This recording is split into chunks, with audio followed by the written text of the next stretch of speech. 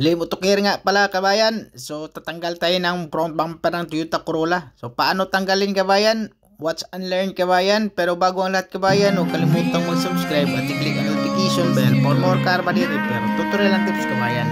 Ano tanggalin natin yung bumper ng Toyota Corolla? So ganito lang kabayan, no? Ito, mayroon tong maliit na clip. So paano tanggalin yung maliit na clip? Ganito lang. So kabayan, no? Patin mo lang yan, oh. Yan. Pagkatapos niyan, yan. Tanggal na yan siya kabayan, no?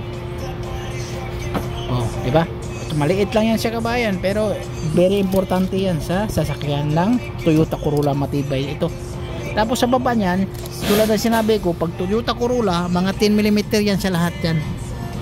Tapos sa taas din, yan ang matibay sa Corolla. Sa taas, may 10mm tapos sabay clip. Ito kabayan, katulad niyan kabayan, tanggal na yan siya. Yan oh, yan lang naka-clip niya. Tapos ito, nasira na to pagkabangga. So walang problema to kasi nasa loob lang naman kahit hindi bago to.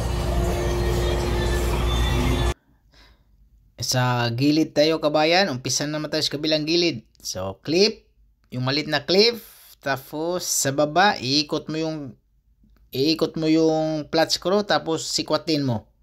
Tapos tanggal na yon. Tapos sa baba 10mm. Pag Toyota Corolla kabayan, 10mm talaga yan sa baba. Yan. Medyo matibay yung baba na yan. Kasi maganda yung pagka-setting ng Toyota dyan. Kasi 10mm mas matibay siya kaysa mga clips lang.